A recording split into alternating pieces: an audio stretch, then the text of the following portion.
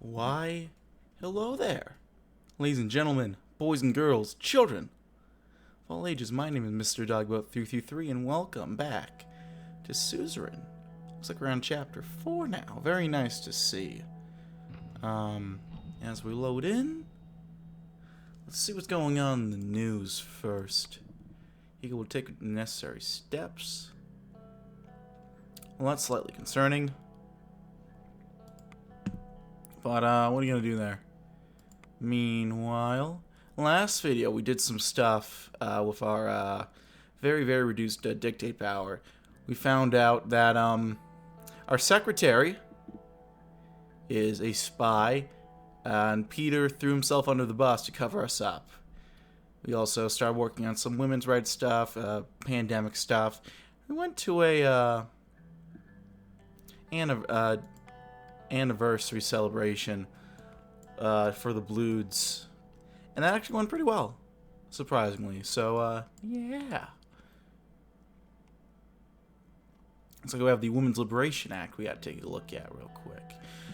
The Assembly and Cooperation of Commission of the Status of Women passes the following law. Section 1 decriminalizes domestic violence that occurs against women. Subsection 1 of Section 1 gives state protection to abused women. Section 2 enforces equal pay for women in the workplace and disallows companies for paying less for more of the same job position. Section 3 affirms that the education system should provide equal treatment to both genders. Section 4 enacts paid maternity leave and state-subsidized daycare for mothers. The budget is killing me a little bit, but we'll sign it. And with that, we got excellent women's rights. Look at that. Also have gender equality in education, which you just love to see all around, don't you? Now let's go ahead to the end of the day at home. Going right to the end of the day, okay. It was raining as Sergey dropped me off at home after yet another grueling day at work. A guard held an umbrella in my head as I walked from the car to my front door. Inside the house was completely dark. I flipped on the light in the kitchen to find a note from Monica. She already called her for a last-minute women's rights meeting. She dropped Deanna off at a friend's and left me some food for reheating. I took the pot out of the fridge. It was filled with an unidentified grayish-looking stew. Evidently, Monica's excellent cooking had been the first casualty of her political career.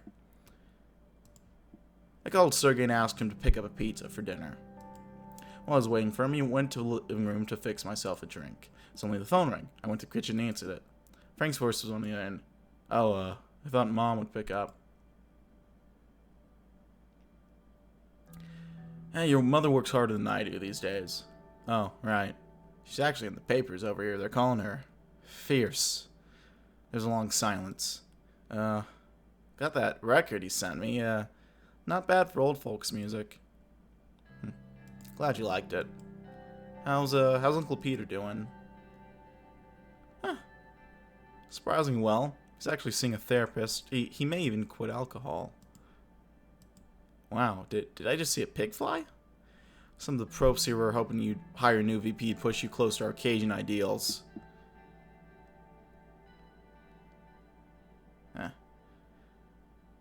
Cabinet chooses candidates. Frank guy didn't have many choices.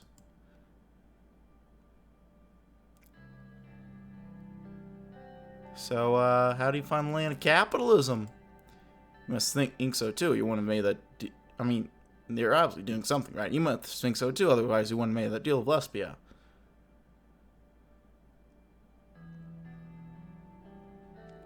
Never paid attention to my politics back at home. Yeah, well, people change. My head's been stuck with Sword's propaganda since the day I was born. Right now, I think I'm thinking clearly for the first time.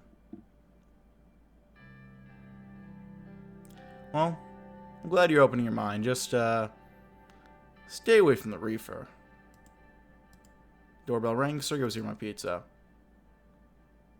It's good catching up with you, Frank. Yeah, okay. Bye, Dad. We both hung up. I let Sergey in. The pizza he brought in was gargantuan. Hey, Sergey, would you, like to join me for dinner? I think there's a football game on. It would be an honor, sir. Brought the pizza into the living room and opened 2 beers. Sergey and I sat down and ate together by the flickering light of a television. That's nice. What do we got? Ooh. That looks pretty good. Police are overwhelmed. That's not very good. The agricultural zone is opened, which is nice to see. Police retaliation in Benfey. That's not nice to see. So corporations bemoan the Women's Liberation Act. What are you gonna do?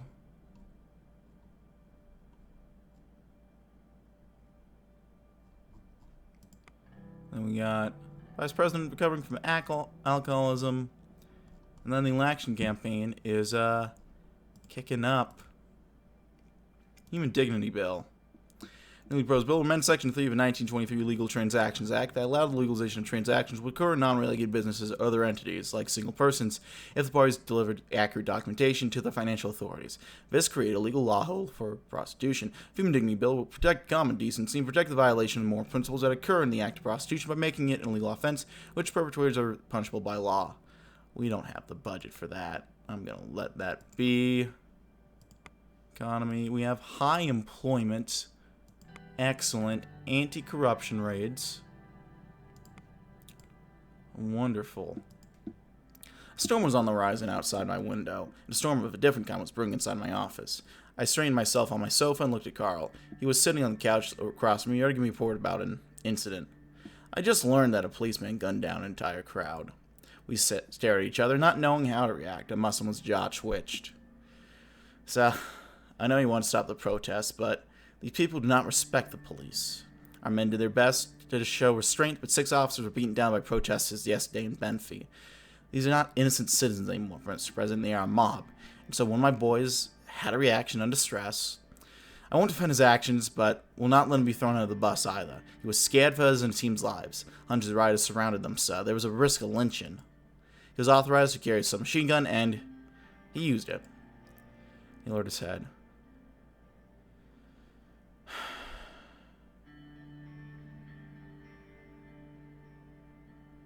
God damn it, Carl.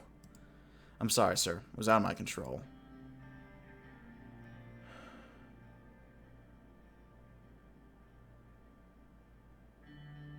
I want everyone responsible to be tried. Of course, sir. He's already dismissed from duty. I know there's no excuse for it, sir, but I'll make sure nothing like this ever happens again. Oh, good. Then get to work immediately. We need to clean up this mess. Yes, sir. He stood up, bowed, and left the room. Well, shit.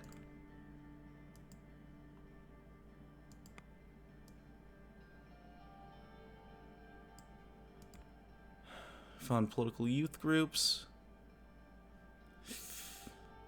No, we don't have the budget for that. Although, Geneva proposed VATA to socially deter the excessive amount of alcohol consumption of the risen in the general populace and increase tax revenues. Section 1 imposed a 20% tax on the sale of alcohol products and sold in the country. Section 2 makes local alcohol production that is destined for export exempt from taxation. Section 3 established a 25% import tax on foreign alcohol products, which comes from countries that have no regulations imposed on these type of goods. I'll sign that.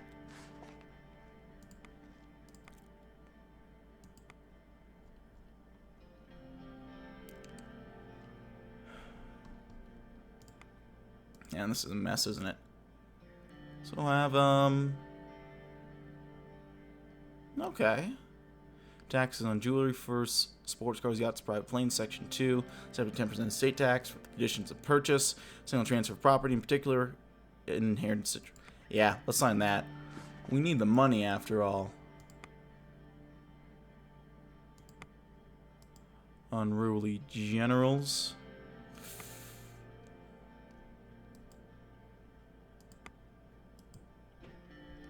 We might have a coup.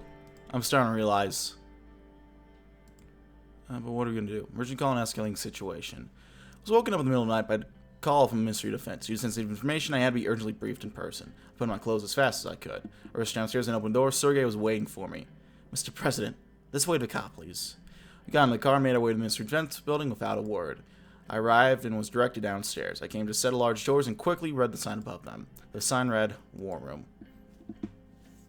The dimly lit room was filled with cutting-edge equipment, the latest video screens, long-range radio, electronics, and other devices used for communication, presentation, and planning. The centerpiece of the room was a large round table with coat of arms of Swordland engraved on it. David, Luchin, Vulcan, and Yosef are already deep in discussion. Mr. Lancia, I advise caution. Going to war won't help anyone. We must maintain peace in Sordland and Eastern Makopa at all costs. What do you expect us to do? Sit down and do nothing? They are testing us. We must respond immediately, otherwise they'll think we're weak. Status report now. Mr. President, thank you for coming at this late hour. There's a situation. Vulcan, please go ahead and provide your report. Mr. President, approximately 20 minutes ago, Rumberg downed one of our planes with anti-aircraft fire from the ground. The pilot was cleared to KIA. The latest record position of the plane was inside Sordish airspace. General Kruger, I mean no offense, but are we absolutely sure that's the case? Are you sure this happened within our borders? No offense taken. Here are the locations on the map and the ports from the airbase. He pointed several markers on the map. To answer your question, yes, we are absolutely sure. You can see here on the map, the plane was down approximately 10 kilometers inside our borders. We have calculated the trajectory of the gunfire, and they started firing when our plane was within our border. The plane was down near Holgan.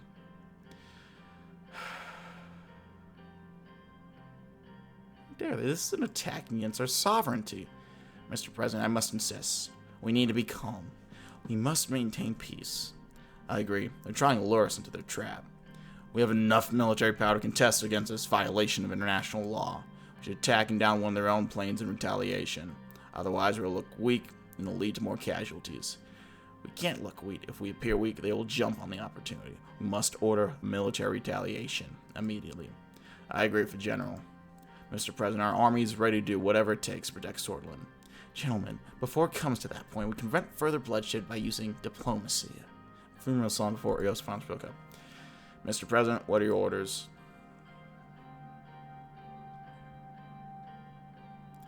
Eye for an eye.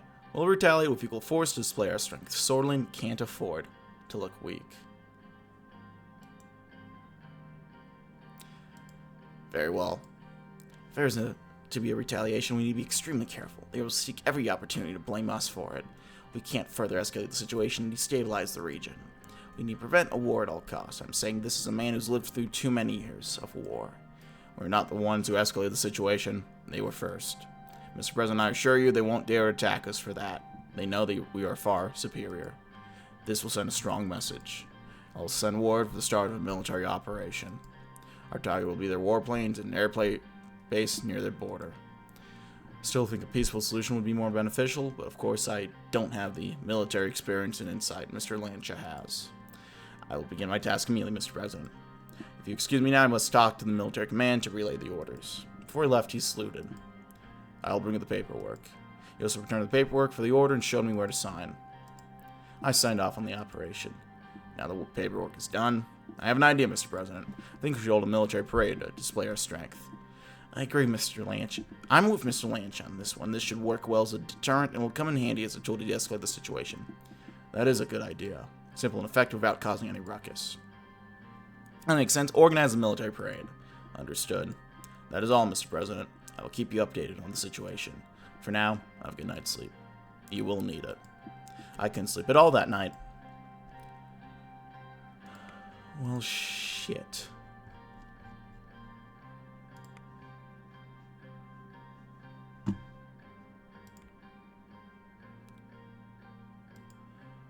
I was sitting right across from Dave in the White Room after he scheduled an urgent meeting. I knew that the matter must have been serious. He insisted on waiting for Yosef and Luchin, so we did. Luchin entered the room with Yosef by his side. Mr. President, we came as fast as we could.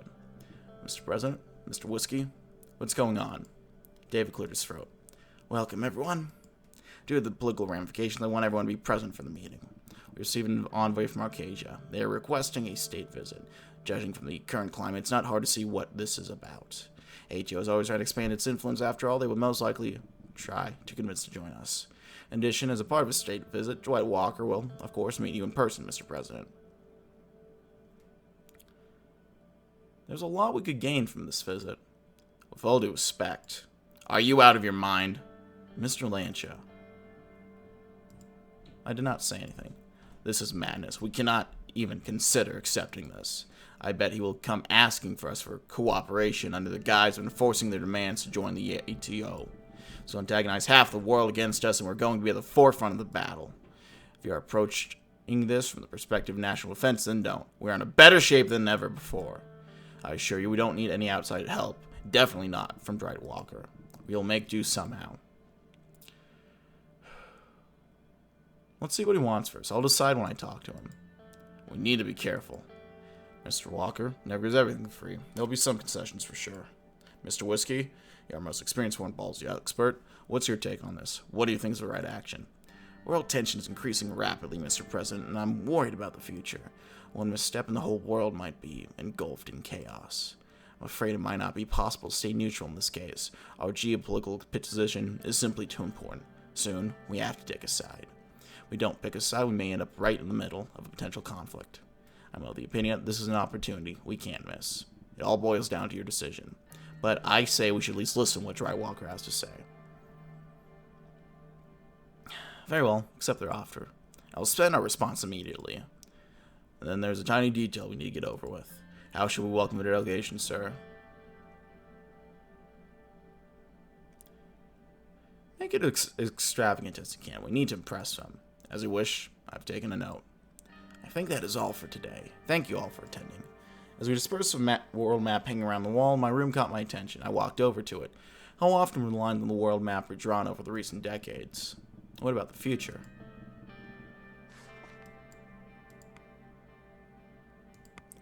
Order. We have reduced crime. Let's have a nationwide revolt. Not the best, not the worst. What are you going to do? How is Sarna doing? The economy there is still plummeting, apparently, which isn't the best. But, The door of the car opened and flashes went off. Dwight Walker, president of Arcadia, head of the ATO, came out of the car smiling and waving at the enormous crowd that gathered. It was not every day an Arcadian president came to Swordsland after all. Both sides of the maroon carpet led up to the palace were lined up with soldiers wearing the military uniforms of the Kingdom of Swordsland era. They had swords, shields, spears, and some of them were on horseback. As soon as President Walker stepped on the carpet, children appeared and showered the road with roses. He slowly started walking towards us. It was then that the centuries-old sword dance started. The show took a minute at most, and President Walker watched quietly with a stern face, nodding. Lucian appeared by my side and quietly whispered, "Is it welcome to your liking, sir?" Looks good, Lucian. Good job. Thank you. Seeing that President Walker was approaching, Lucian stood back. Finally, it was in reaching distance of one of the most powerful men in the world. He looked at Monica first, bowed and kissed her hand for a second longer than I'd like. Mr. Rain, if you told me I'd get to meet your lovely wife, I would have come sooner. I'm charmed, Miss Rain. Oh, Maya, thank you, Mr. Walker. It's a pleasure to meet you. No, the pleasure's all mine, Miss Rain. I hope your wife and family is well. They're all very well, Miss Rain. Thank you. Unfortunately, they couldn't make it here today. And who do we have here? Mr. President. It is so good to finally meet you. We shook hands. It's really good to see you, Mr. President. I assure you the feeling's mutual. That's why I'm here, in fact. We started walking towards the reception hall of the palace. Our path was cleared of people at once. He was simply looking around at the extraordinary interior design of the Maroon Palace. Statues, paintings, and various ornaments filled both sides of a corridor. We passed the corridor and entered the reception hall. The crowd inside was composed of various politicians and state figures. Upon our entry, they started clapping. Dry martinis were handed to both of us. Everyone, let's give a warm welcome to our guest of honor. People started clapping. Thank you, President Rain. It's really good to be here. Thank you, everyone, for the warm welcome. With another thunderous round of applause, the jazz band started playing. President Walker and I separated and started mingling with the crowd. The reception was in full swing. Some time chatting with the attendees. President Walker approached us. He bowed before my wife. Miss Rain, can I call you Monica? She looked over at me before smiling at him. Yes, of course, if I can call you Dwight. He took her hand and they started dancing. I turned around to talk to the waiter. It was my third martini when I heard a whistle. As I turned around and saw Monica dancing very closely with President Walker. All eyes in the room were on them. President Walker grabbed Monica's waist. I watched from the sidelines and finished my martini while faking claps and smiles. Swirling around, Monica looked like she was having fun. They finally finished their dance after a few minutes and came over to the bar that I was leaning on. Monica, you are full of surprises. Well, thank you, Mr. Walker. And Mr. Rain, you are one lucky guy. I know. I cherish every moment of it. Monica looked at me and smiled. Ha! You love buds. The President and I swapped our drinks for our Lori Maroon 30-year-olds. I knew a special spot with our drinks, and we went down the stairs to the basement. Gradually, the music and the sound of the party started to fade away. We arrived at a cozy little corner office with not much inside other than a table and comfortable chairs. He took a seat, and I followed suit. He pulled out 2 cigars. I took one of the cigars. He pulled out a Ripple lighter and lit my cigarette before lighting his own. I heard he got in a scandal, something about a secretary. It's a really unfortunate chain of events. Indeed. Relax, it's just a scandal, and I'm no reporter. I just made it a level bad one myself. Rough one, too. You get used to it. A couple people in prison, a couple people silenced. You know the drill. Cheers to your survival, then, Mr. Rain. We clinked our glasses and took a sip. This is a really good one. Very smoky. I like it. Never had a Lori Maroon before? He took a puff from his cigar, filling the small room with smoke. Definitely miles better than Volkslandian whiskey. But I like lesbian whiskey more. It pairs better with cigars. You see, Mr. Rain, whiskeys are a bit like countries. Some are stronger, some are weaker, some are older, some are younger. Many are complex, but sometimes simple is the best. I personally like stronger whiskeys in general. That's why I like this one. Yes, it definitely is promising. But whatever you drink in the end, it all boils down to your own taste. And I show you, Mr. Rain, my sense of taste is very refined. What type of whiskey do you like? I prefer wine. Good one, Mr. Rain. He tugged at his tie to loosen a bit. You know why I'm here. I want to make you an offer. The type I can't refuse? Of course not. This is an offer, not an order. Listen closely. Times are changing, so's the balance in the world. Soon, instead of a fractured world, we'll see a more united one. There's us, ATO, against them. I want you by our side. The winning side. I think there's much we can achieve together, and you have shown me the proof. Friend Lesbia is a friend of ours as well. If you accept, I'd like to extend you a warm welcome to ATO as a full membership. Okay. This, of course, comes with a lot of privileges and responsibilities. In ATO, we protect each other. We have a mutual defense clause in case of war. Join us, Mr. Rain. You will have the entire back of ATO. Soldiers, jet fighters, warships, whatever you like. During peacetime, you'll see the effects even more. Our combined production output will benefit Swordland and the ATO. We'll have free trade zone agreements, free visa access, investments, you name it. All I ask for in return is mutual loyalty to one another in the pact. The SAF will be a member of the ATO military structure. All branches, be it Air, Navy, Army, will collaborate with the Alliance Network, will provide assistance and training for free. Our armies will learn how to fight together and be stronger than ever in the face of the millennialist threat. Let's make history here, tonight. What do you say? Is that all you're asking? I was expecting more demands. But why, Mr. Rain? In my mind, we already aligned. Where I'm coming is more so from the perspective of friendship and stability in Macopa. There's much to gain for both of us, which makes this the perfect partnership. Very well, I accept. That's what I like to hear. We stood up and shook hands. Welcome to ATO, Mr. Rain. Welcome home. Cheers to newfound partnerships. We clinked our glasses and downed the remaining whiskey. Now it's starting to taste better. Let's go upstairs, Mr. Rain. We have much to discuss, but more importantly, we need to celebrate. Besides, I have a few more dance moves to show off. Relations with Lesbia seem to improve. She'd like to see. Neutral with Velen. Guessing, yep, relations with Runeberg are pretty damn bad. Military, we have a modernized Air Force. Love to see it. Nolia, we're good. I don't know why it says we're not allied with them. Volksland, bad relations. Swordland joins the ATO. There we go. After weeks of late nights, Monica, Chiara, and the Women's Red Commission had succeeded in getting her bill through the assembly. As comprehensive as I could have hoped for, I was looking forward to celebrating my wife, but it had been hours since I got home, and she still wasn't there. I was dozing off the couch after yet another frozen TV dinner when I heard the key turn in the lock. Monica stumbled into the hall. Honey, I'm home. Where were ya? I was just having a few drinks with Chiara. I can't believe we did it, Anton.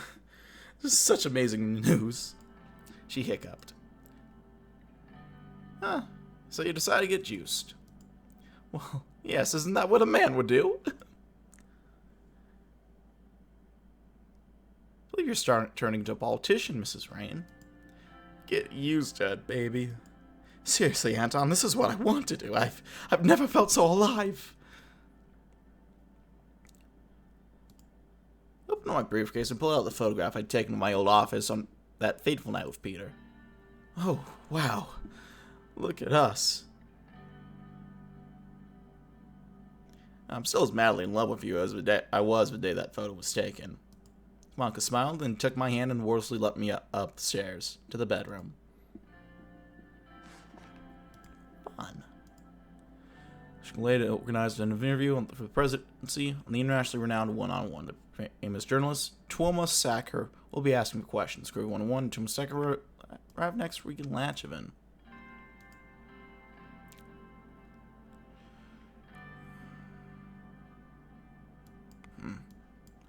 So that's not looking good for Volksland.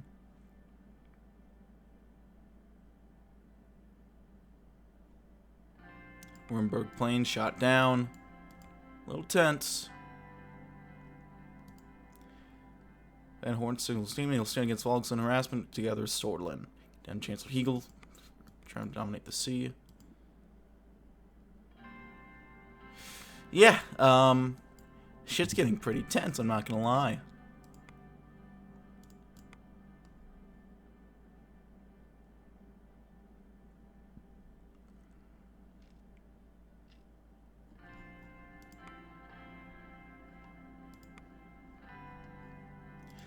Well, shit.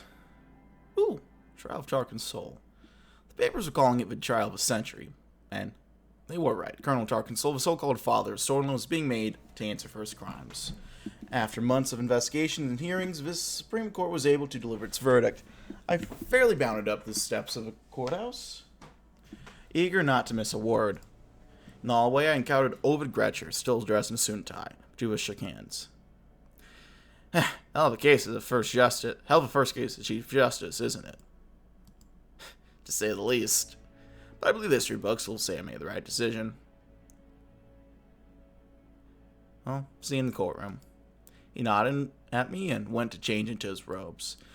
Besides Sol, the judges, only a select few others were allowed in the courtroom. After a thorough screening, I walked in. As soon as I saw him. My predecessor, Edward Alfonso, sitting right in the middle of the gallery. I hadn't seen him since replacing him as party leader. He looked healthier than he had back then, color returned to his face, and his bald spot had filled out. Retirement seemed to agree with him. Took a seat in the row behind him and tapped him on the shoulder. Mr. Rain, it's been a while.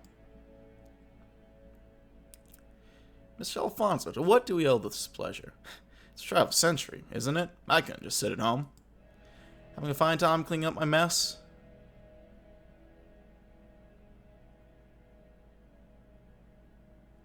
Your mess isn't what keeps me up at night. It's Sol's.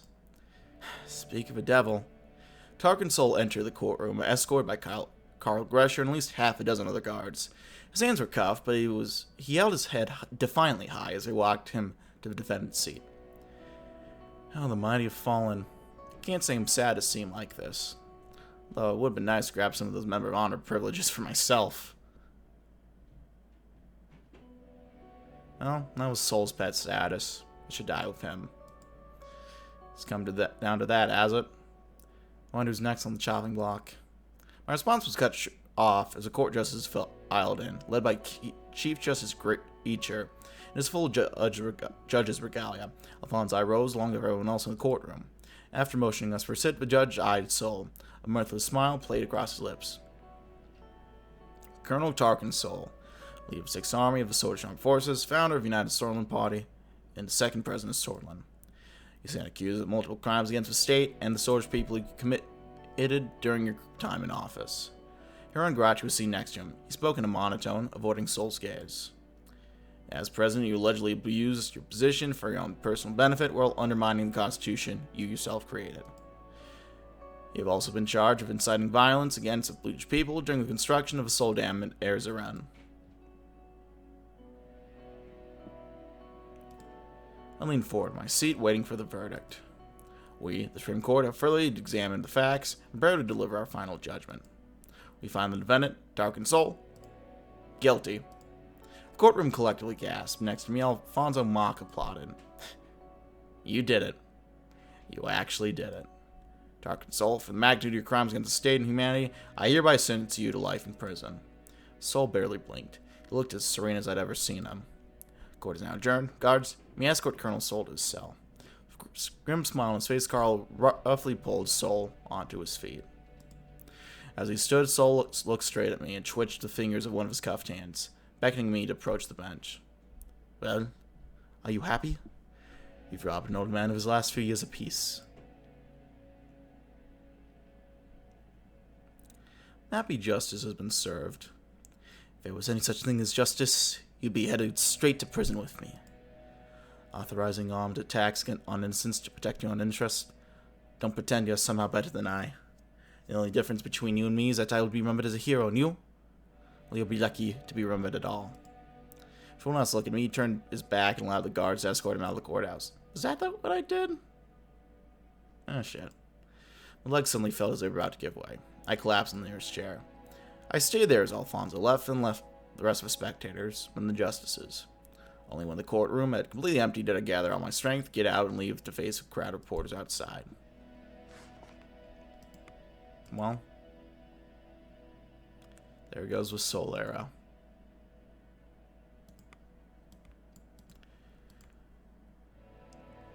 So, electric speech at the USB HQ. The sun was standing to peek through the blinds of my suite in the Grand Chariot Hotel in Anrica. I hadn't slept at all that night, so busy thinking about how I would rally my party's conservative base at today's election kickoff. I was just pulling on my clothes when two soft, sharp knocks came at the door. Luchin. Good morning, sir. Morning, Luchin. Luchin clasped the briefcase and took out a small, disc-shaped device. After scanning the room, he gave a satisfied nod. I've just been received the final results of your investigation to the old guard. Well, don't leave me in suspense. Luchin pulled out a folder and opened it. Mrs. Morgan's task force suspected old guard members of multiple cases of corruption and lobbying. When they looked deeper into it, they found something truly shocking. The old guard, with tacit proof of Tark and Soul, directly arranged the assassination of Bernard Surcasse. What? But why? Since you took office, their goal was to protect Soul and his constitution. They needed an event extreme enough to distract you from making reforms. Of course, they didn't succeed. Who was involved in this? That may be complicated, because we found out another piece of information. Future evidence suggests they orchestrated the destruction of HSU archives. We found out their motive was to destroy the employee records and proof regarding all the informants they secretly employed at the university from 1930 until 1953. To imagine this is the extent of their knowledge on their action is deeply troubling. The chaos they created and the loss of life occurred because of them is treachery at the highest level, and must not go unpunished, in my opinion. I want their heads, Luchin. The main conspirator was Liz Graff, and there are a dozen of the assembly members and thousands of government officials who may have been aware of the assassination plot and helped cover it up.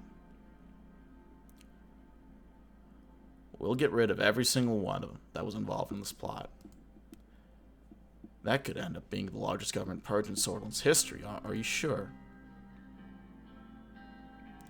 Yes, the old guard has been detained in my government for far too long. Alright, sir. I'll get to work on it when we return to Wholesword. Now that that's settled, I'll let you prepare for your rally. I almost forgot, the Archpriest of Dyer couldn't be present today, but wanted me to relay a message of support to you and your family. What do you say? I bless the rains down in Anrica. Luchin left the room. I finished putting my tie and reread my notes for the morning speech. A few hours later, I was waiting in the wings of the Nullsword Auditorium in Anrica. In the audience were several thousand of my conservative supporters. Behind the podium hung a soldier's flag and a giant banner that read,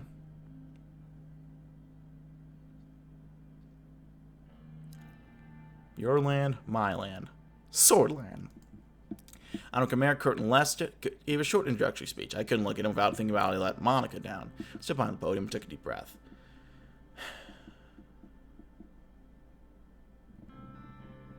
Ladies and gentlemen, Vanrika.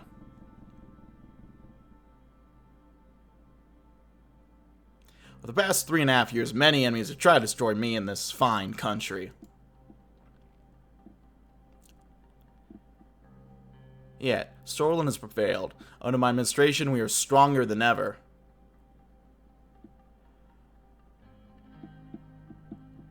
I've begun to fix the disastrous economic decisions of my predecessors.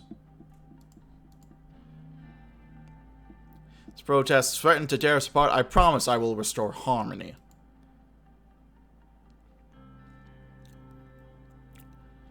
We've brought change to our broken constitution. And I will continue to root out corruption and wrongdoing, even within this very government. Thunderous applause erupted.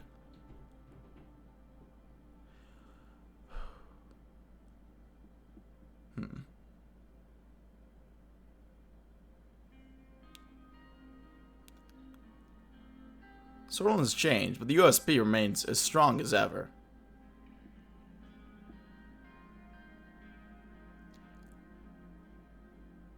Devoted an impressive amount of resources towards my re-election campaign. We will not lose.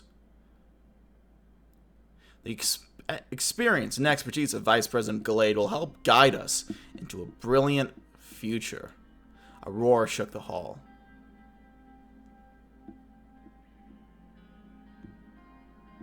By our side is Friends Richter. I don't know about that. We are talking to conservatives here. It's time, my fellow swords. A new dawn is upon us, and begins right here, and right now. Well, it's time to get back on board the rain train. The audience roared as streamers shot out of cannons behind me. My re-election campaign had officially begun. I stepped down from the podium. It's cheesy as hell, but I love it, the way we got. Protesters occupying. Fuck.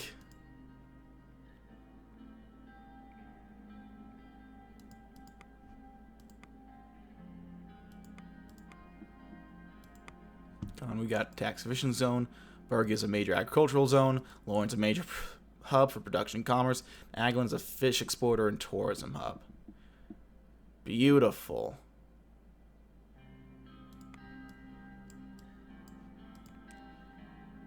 As rebels ambush police officers. We're just not having a good go of that, are we?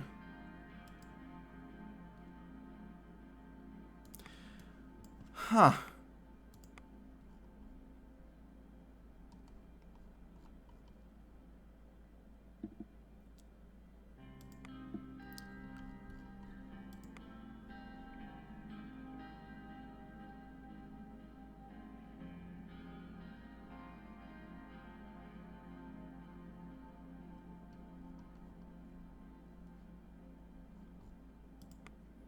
Well, let's see.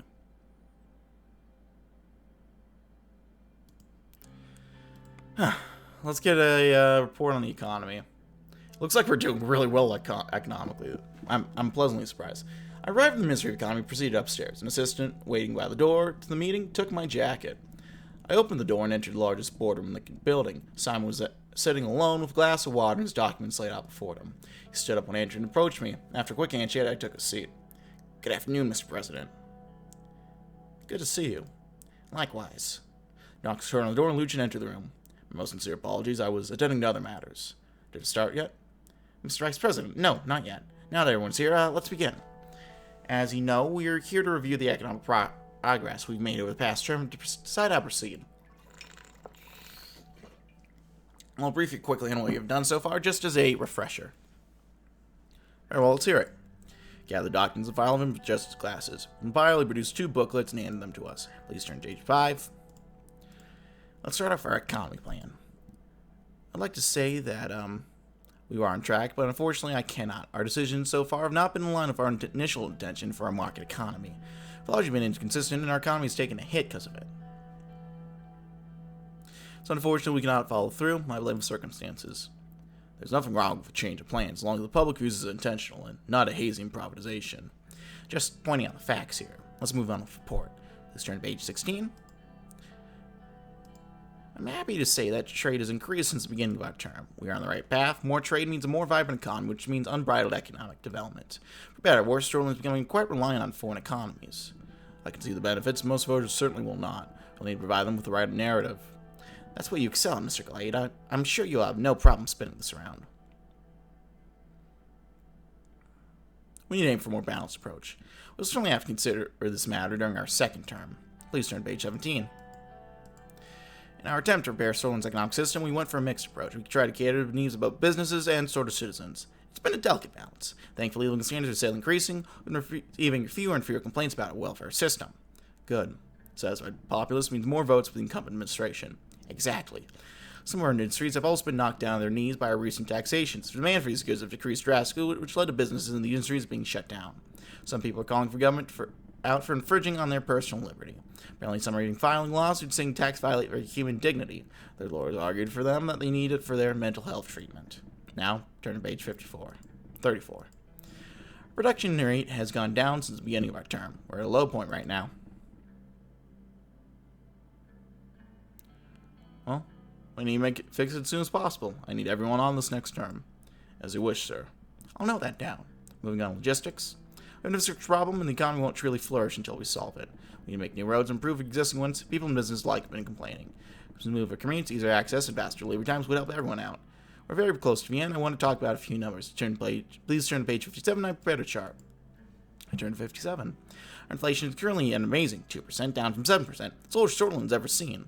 Swords Ren's value has largely been maintained, and the consumer prices have been stabilized, which means that Sword citizens are happier.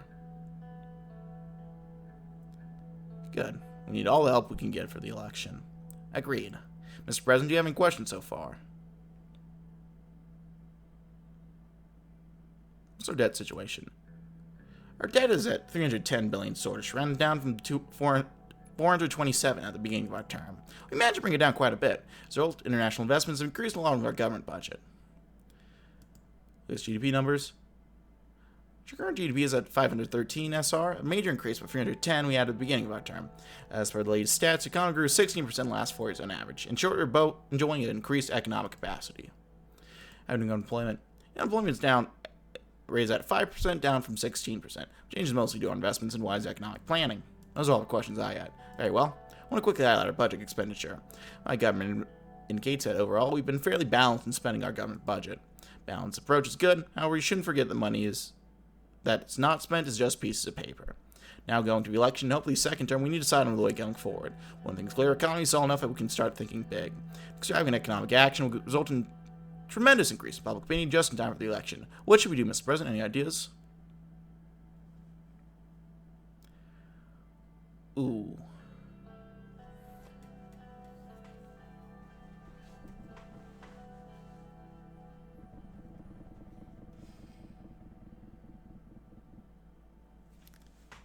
What are we struggling with right now?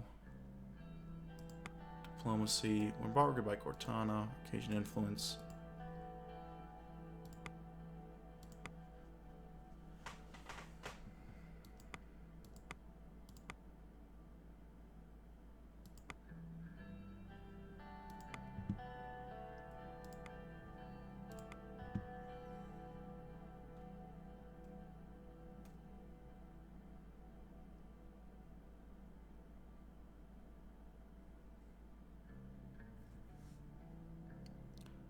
Let's provide housing assistance to all citizens who require it.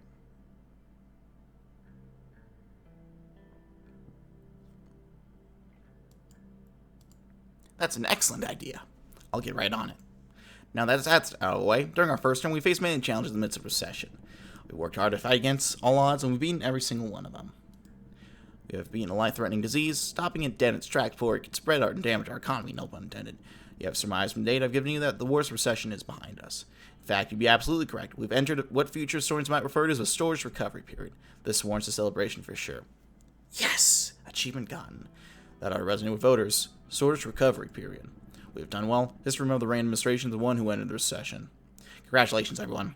It's only a dream a few years ago, and we achieved it. We'll go out for drinks later, gentlemen, but for now, this meeting's adjourned. Thank you for coming. The meeting dispersed. I hurried to the cafeteria to get a cup of coffee. That's what I'm talking about. Economy's doing well.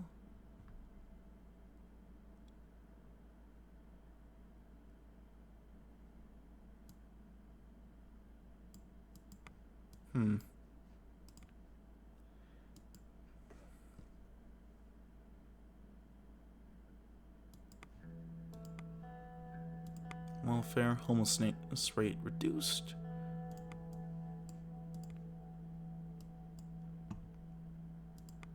Now we're just getting nice reports, nothing about protests. Well, those guys clashing. I guess that's a little something about protests.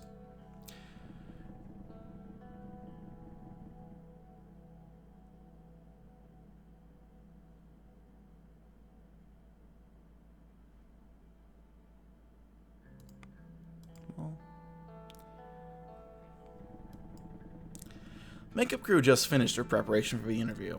Lucian stopped me on the way to the balcony of Blue Mansion while the filming crew was standing by, ready to start filming. Are you ready for the interview, sir? Yes. Good. I've done our best to make this happen. It's very important for administration. The crew is ready to start filming. Mr. Sacker is ready to interview you. As I explained before, it would be bad press to decline this interview offer. They're the most prestigious interview program in the world. And they are from Karut. The country is known for its neutrality. I don't think there will be too much pressure. It's fine, I can handle it. I walked to the balcony and sat on the seat prepared for me, directly in front of Mr. Sacker. Mr. President, welcome to One-on-One. Thank you so much for the opportunity to talk to you. Let's begin with the latest incident between Sordlin and Roomberg. An anti-aircraft of SAF was shot down by Roombergian anti-air guns a few weeks ago. Officials from Roombergian government proclaimed that the aircraft was flying inside the airspace of Roomberg. Just a few days after the incident, Sword's anti-air guns shot down a Roombergian airplane. This time, your government proclaimed exactly the same, while the Roombergian government insisted that their plane was inside their airspace. Many argued this was not a coincidence. The Sword's army acted intentionally in retaliation. Did you give such an order?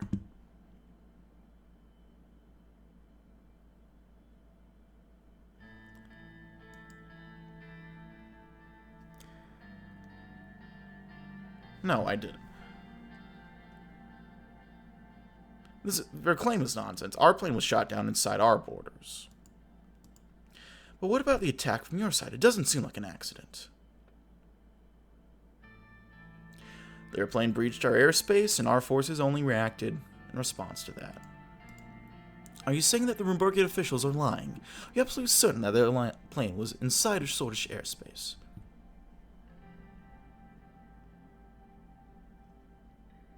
I'm absolutely sure they breached our airspace. Do you believe these harassments could lead to actual war between Sordlin and Roomberg in the future?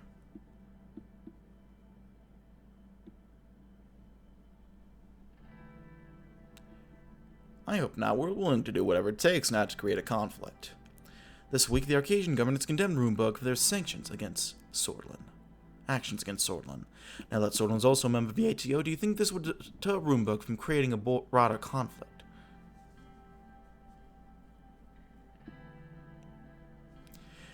Yes, it will surely deter them from creating a war, but they will likely continue their harassment in other ways. You have also earlier claimed that Roomberg has been spying on your administration. The alleged spy was none other than your own secretary. Roomberg has since denied all your claims. He stared in my eyes, awaiting response. We have all the evidence it was them. The world should know about Roomberg's interference with its neighbors. It's a very serious accusation, Mr. President. Well?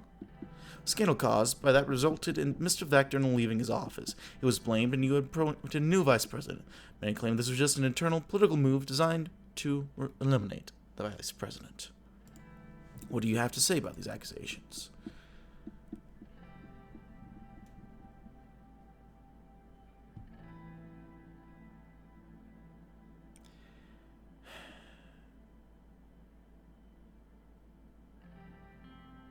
It's all nonsense. We have evidence she was working for Roomberg. Her real name was Alana Vance. Don't you think you were partly to blame? She was your secretary. What's going on right under your nose?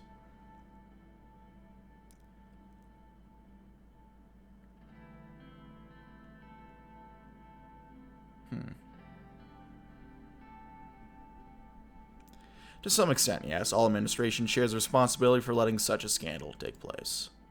He didn't look like he was satisfied with my response. He stopped for a moment and took a brief look at his papers. Okay, let's return back to your foreign policy. Let's talk about the ongoing conflict by the Helgeland Islands. Volksland's navy has been increasingly active in the Markian Sea. As you know, they've been harassing Agnolian ships and recently Sword ships as well. I believe Swordland is committed to stand together with Agnolia. In fact, you have a military alliance with them. What do you think about Vulcan's action and their claims on the island?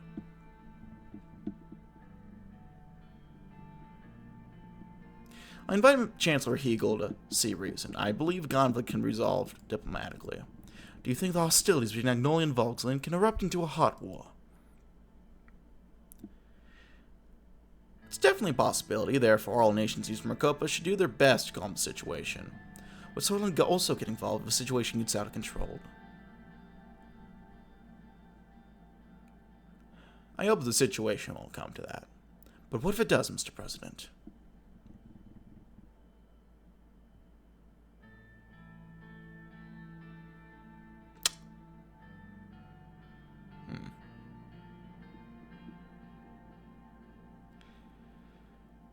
It won't.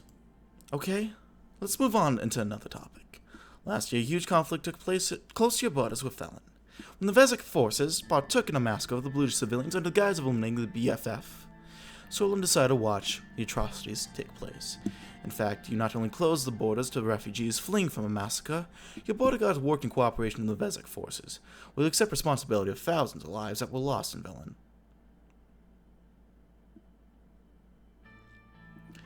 Breaks my heart to see so many people die in Velen. Could we have done something? Definitely. But the conflict had nothing to do with us. Many have criticized Sorlin for its role in the conflict. Do not accept any of the criticism. Sure, we could have helped the refugees, but then again, how to distinguish civilians from militants? You could have... On a dresser of directors, he could stop before finishing a sentence. Well, it seems we have all... That's all the time we have for today. Director Jarrah, the crew stopped the recording. We both stood up and shook hands.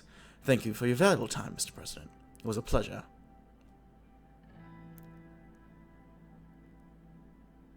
I enjoyed it very much. Thank you for coming to Swordland. I hope to invite you again in the future. Lucien walked up to the director and started talking to him. I went inside the building. Jesus Christ, look at that news.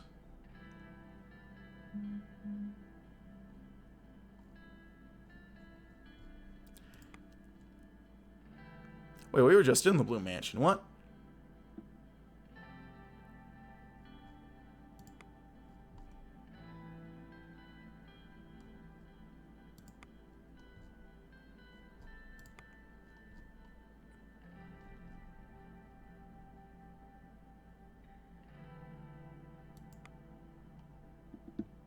Olmec announces the expulsion of Roomberg. You love to see it.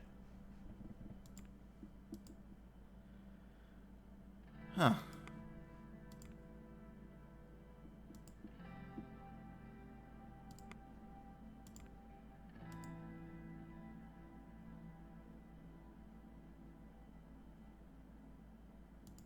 Well, people aren't happy with us, which sucks. Because I thought I've done a decent job, but what are you going to do? The throne of the helicopter engine, the first of its kind in Swordland, was deafening as we touched down the landing pad of Antle Rock Prison. Stepped out, braced myself against the salty winds. The noise of a helicopter was replaced by that of squawking seabirds and waves furiously crushing on the jagged rocks below. Blinking my guards, I walked into Antle Rock Prison. A team of security personnel led me through the winding corridors of the ground floor. Passing by the rows of cells, I wondered how Olivia was doing. But that wasn't who I was here to see. The back of the building, we came to an elevator. The guards punched in a code, and we rode all the way down to the top floor of the prison. Lily's had a corner cell with large windows overlooking the seaside. It was equipped with a comfortable-looking bed and a modest writing desk. She appeared to be busy writing letters. The guards opened up the door to her room. Who are you writing to? Just catching up with a few friends. What brings you all this way, Mr. President? Why'd you kill Bernard Circus? I thought you already knew the answer to that. I and my colleagues judged you to be a threat to Swordland. From the start of your term, we thought you were putting the country at the risk of succumbing to outside influence. Obviously, we're right. Your absolute attempts to reform the Constitution have gone against everything this country stood for. Swords people want to change. We can't just disregard their will. The people don't always know best. And you think you would have done a better job?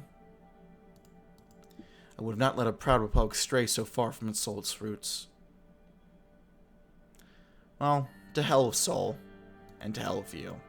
Liz drew herself up, her back straight as a rod. Mr. Ray, did you really take a helicopter to Antle Rock just to provoke me? I suppose I did. Allow me to return the favor. All this change you've attempted to bring to Swordland, is it truly for the betterment of the country, or just meant a place for Anton Rain in the history books? Hang on by a thread, dear. Time is running out to choose how you want to be remembered.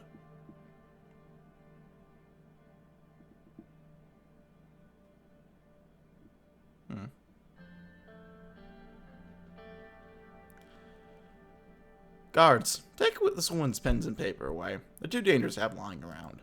Guards moved in and roughly grabbed Lily's writing materials out of desk. She looked unfazed. Thank you for the visit, Mr. President. I'm sure this isn't the last we'll see of each other. Guards relocked her cell and escorted me away. Way back to Holsort, I couldn't help thinking about what she said. How would I be remembered? ATO is modernizing the Air Force. Very nice. Rat found guilty and jailed.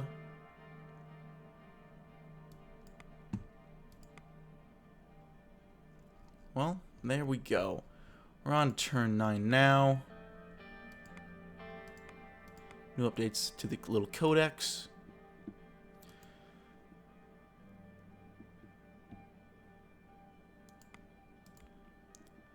Let's get to the victory parade. It was an unusual day for residents of Holsort. Regularly used streets and avenues were blocked off by military personnel. Many shops and cafes were closed, and once crowded stores were now empty. Instead, thousands of residents of Tulsa were concentrated in one street, Victory Avenue. Stretching out through the heart of Holsort, people on both sides of the road were waving their Swordfish flags proudly for the military. I was getting prepared to embark on my trip. It was going to be a short drive down Victory Avenue until we reached the Maroon Palace. My company for this trip was Yosef with Sergei, as usual, driving the president's car. Yosef approached me. He was wearing his decorated ceremony outfit. He carried a sword with a goat head at the handle and his pistol by his hip. He put on his cap. Mr. President, we're almost ready. We'll depart right after the night column. Moonberg will think twice after today. He'll tremble before the Swordfish military might. After hearing the loud thump of the book falling down to the floor, he turned to a couple of privates that were doing the preparation of the schedule and started walking in their direction. Private, can't you do your job properly? Watch the young soldier perform a lousy salute to Yosef. What is that salute, soldier? Watch, this is a real salute. He performed an excellent salute, and after scolding the privates, he walked back. Strict as ever. Old habits die hard. Sergei appeared from the entrance and joined us. Mr. President, Mr. Lancia. Sergei performed a salute to Yosef, which made Yosef smile at his mustache. At ease, Mr. Volkner. Are we ready to part yet? Yes, sir. Follow me, please. We started following Sergei through the corridors. Mr. President, have you seen the tanks? Our planes, too? Wimberg will be so scared when they see this. Yes, Sergei, I have seen it. My kids were very excited to wake up today, to see the planes fly. Sergei, what did you do? Your military service. Morna, 7th Artillery Squadron. I still talk with many of my friends from those days. Camaraderie of military is never forgotten.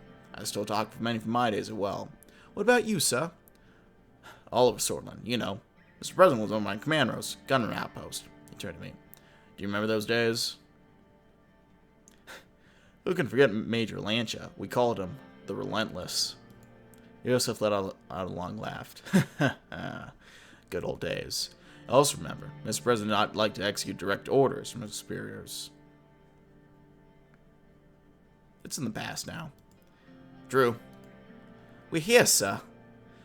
We exited the building and walked over the clearance where the Black Acadia, the president's car, was waiting. It was decorated properly for the event, and the top canopy had been removed so I could stand and wave to the people.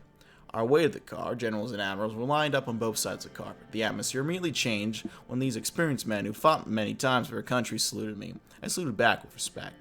I saluted the high-ranking military staff and attachés from ATO. We shook hands before proceeding. I entered the car and Sergei started the engine. Yosef saluted me. We were on our way shortly. Good luck, Mr. President. The car started rolling. Even though there were many walls and trees in between the cars and the crowd, I was able to hear the deafening sounds of cheers shouldering citizens. Gradually made our way to the starting point. A group of 10, maybe 12 lasting technologically S-16 fighters flew above our heads, and I thought the engine sound was going to leave me deaf. Loud footsteps of marching soldiers are followed by loud noises coming from tank engines. The tanks came to my view. They were not even the most modern models, however. They displayed our military might. I couldn't even finish my thought, and one of the tanks broke down and had to be towed. We waited for a few moments for the announcement. Finally, it was our turn. On both sides of Victory Avenue, there were numerous citizens cheering my name, waving their Swedish flags. I raised my fist. We kept our slow and steady pace. We're almost at the Arcturus whiskey statue several hundred meters away. A group of soldiers saluted me as we passed by. They looked proud and stout in their new infantry uniforms and with brand new rifles. The convoy continued. As I looked around and saw there was a military truck parked next to the statue in the distance. Hey, Sergei, is that truck part of the parade? I think so, Mr. President, although I'm not sure why it's parked. We continued near the statue. The truck was standing in the middle of a road, blocking the parade a few dozen meters in front of us. What's going on? Do you see the truck? I don't know, sir. Something's wrong. His jaw was clenched and he was intently watching. Sergei then picked up the radio. There seems to be a truck on the way. Is this part of a schedule? 3 men who jumped out of the truck started running towards our car. They were holding KA-74s pointing right at us. Reverse! Get down, they're gonna shoot! Sergei reversed the car at full speed and ducked. I ducked down as fast as I could. They started firing and my ears started ringing. I could hear the bullets impacting the cars, reversed and hit a roadblock behind us. There was complete silence followed by screams from the crowd. There was a muffled sound from the front seat. What just happened? A brief gunfight ensued outside as the police and soldiers rushed over to secure the vehicle. Sir, are you alright? I'm fine. Are you injured? He patted himself down. No injuries, sir. Thank God. Emergency medical teams had arrived and started examining me and Sergei. After confirming that we had no injuries, I stood up and took a look around. The car was dotted with bullet holes. The bodies of dead gunmen were in front of us. It was a miracle no one died. Ah, crap.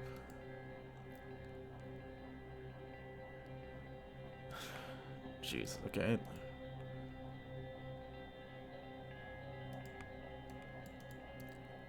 The fucking way to end off this video, Jesus.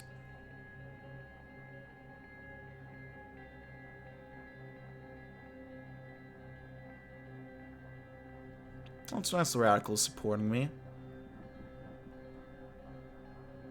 Lashman Time seems to be somewhat supportive.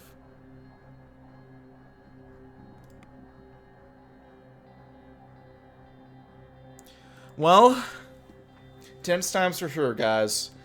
We'll have to continue next time, which I think is gonna be the final part.